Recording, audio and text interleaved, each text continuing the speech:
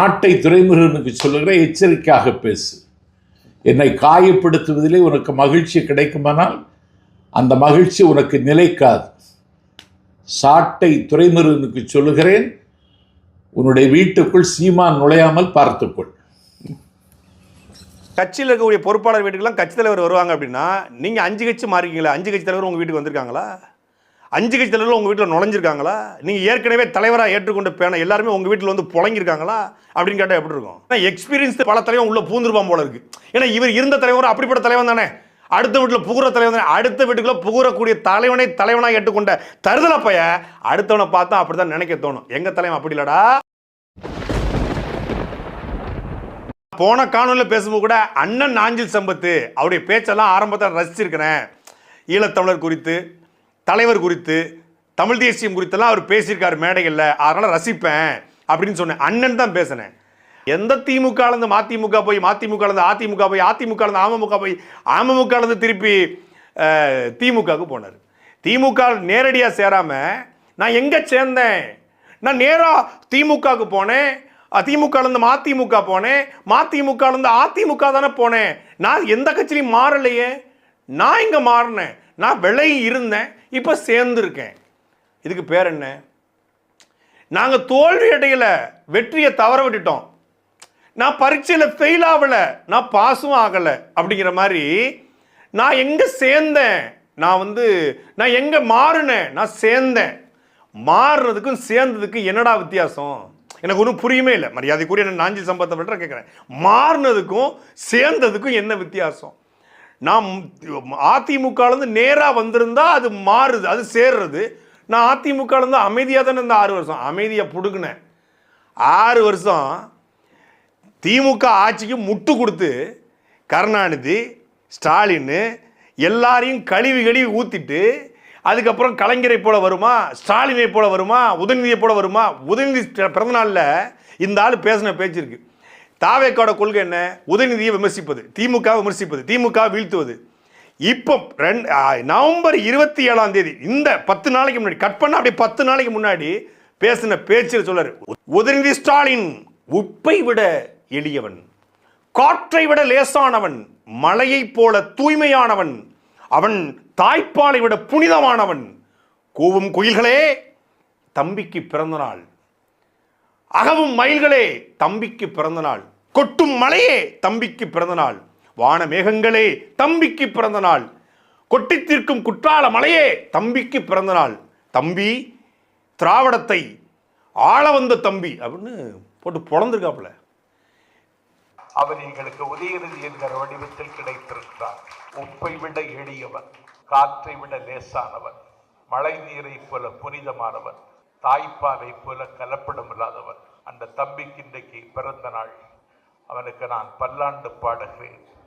குயில்களே கூவுங்கள், எங்கள் தம்பிக்கு பிறந்த நாள்.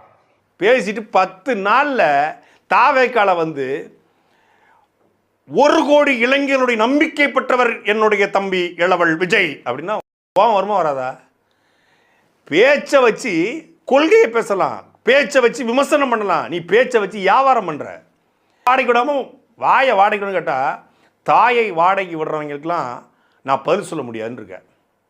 சரி, அப்போ இது வரைக்கும் உங்கள் வீட்டில் இப்படி தான் பண்ணீங்களா அப்படின்னு கேட்டால் அதுக்கு என்ன பதில் சொல்லுவீங்க? நான் அண்ணன் நாஞ்சில் சம்பத்துங்கிறேன். நீங்கள் எனக்கு அண்ணன் அப்படின்னா உங்கள் அம்மாவும் எனக்கு அம்மா தான், உங்கள் தாய் எனக்கு தாய் தான். இப்போ தாயை வாடகைக்கு விடுறோன்னா அப்போ என்ன அர்த்தம்? நீங்களும் அந்த வேலையை பார்க்குறீங்கன்னு அர்த்தமா? சாட்டை துரைமுருகன் வீட்டுக்குள் சீமான் நுழையாமல் பார்த்து கொள்ள வேண்டும். சரி, அப்போ கட்சியில் இருக்கக்கூடிய பொறுப்பாளர் வீட்டுக்கெல்லாம் கட்சி தலைவர் வருவாங்க அப்படின்னா நீங்கள் 5 கட்சி மாறிக்கீங்களா? 5 கட்சி தலைவர் உங்கள் வீட்டுக்கு வந்திருக்காங்களா? 5 கட்சி தலைவர் உங்கள் வீட்டில் நுழைஞ்சிருக்காங்களா? நீங்கள் ஏற்கனவே தலைவராக ஏற்றுக்கொண்ட பேன எல்லாருமே உங்கள் வீட்டில் வந்து புழங்கிருக்காங்களா அப்படின்னு கேட்டால் எப்படி இருக்கும்? எக்ஸ்பீரியன்ஸ் த பெஸ்ட் டீச்சருங்கிறான். இப்போ என்னை விட 30 வயசு மூத்தவர் நாஞ்சில் சம்பத்து. அப்போது அனுபவமே சிறந்த ஆசான். அனுபவம் இருந்தால் தான் வாயில் வரும். தாயை வாடகைக்கு விடுறது, கட்சி தலைவர் வீட்டுக்குள்ள பூந்துடலாம், அனுபவம் இருந்தால் தான் வரும். தெரியாமல் வராது இல்லை வாயில். அப்போ என்ன அனுபவம் இருக்குது? அனுபவம் இருக்க போய் தான் வீட்டில் நடந்தது தம்பி சாட்டை தலைவர் வீட்டில் நடந்துடக்கூடாது. ஏன்னா இவர் வீட்டில் பல தலைவன் உள்ள பூந்துருப்பான் போல இருக்கு. ஏன்னா இவர் இருந்த தலைவர் அப்படிப்பட்ட தலைவன் தானே. அடுத்த வீட்டில் புகுற தலைவன், அடுத்த வீட்டுக்குள்ள புகுறக்கூடிய தலைவனாக ஏற்றுக்கொண்ட தருதலப்பைய அடுத்தவனை பார்த்தா அப்படிதான் நினைக்க தோணும். எங்க தலைவன் அப்படி இல்லடா, என் உயிரண்ணன் சீமான், என் உயிரண்ணன், கொள்கை என்ன, உன்ன மாதிரி ஒரு நாளைக்கு ஒரு அண்ணன், ஒரு ஆளைக்கு ஒரு தம்பி மாத்திரம் இல்லை, கொண்ட கொள்கையும் நாம் தமிழர், ஏற்றுக்கொண்ட தத்துவமும் தமிழ் தேசியம், நீ கரம் பிடித்ததும் சீமான், சாகர வரைக்கும் சீமான் தான். நீ அப்படி சொல்லுவியா? வைகோ கூட நிக்கணும், வைகோவுளை உயிர் தம்பி நாஞ்சில் சம்பத்துன்னு, அப்புறம் தம்பி ஆகிட்டே இப்போ வைகோவா அவன் நான் அப்படியாடா? டேய் நாஞ்சில் சம்பத், ஹலோ வாடா, நீ வாடா, நீ முதல்ல நீ நல்ல ஆத்தாளுக்கும் அப்பனுக்கும் பிறந்திருந்தா 1 to 1 வாடா, நீ 1 to 1 என்ன கூட உட்கார, சாட்டையில் லைவ்ல உட்காரு, நான் 2 நாள் இருக்க மாட்டேன், திங்கக்கிழமை மத்தியானம் வரைக்கும் உனக்காக காத்திருக்கிறேன். நீ நல்ல ஆத்தாளுக்கும் அப்பனுக்கும் பிறந்திருந்தா, உன் உடம்புல ஓடுது தூய ரத்தம்னா, நீ 35 வருஷம் நீ பெரிய பேச்சாளர், நீ பெரிய புடுங்கி, நீ வா, நீ முதல்ல வந்து உட்காரு. இல்லை நீ சொல்கிறதுக்கு நான் வரேன், உன் வீடு 10க்கு 10 அறை தானே, வரேன்டா, உன் வீட்டுக்கு வரேன்டா, உட்காந்து பேசுவோம்டா. என்னடா உன் கொள்கை, என்னடா உன் கோட்பாடு, என்னடா உன் தத்துவம், என்ன உன் சித்தாந்தம், உன் தாவேக்காவோட கொள்கையை பேசு, நான் பேசுகிறேன். திருப்பரங்குன்றத்துக்கு விஜய் பேச சொன்னால் அமைதியாக இருப்பது தான் அவருடைய நிலைப்பாடு.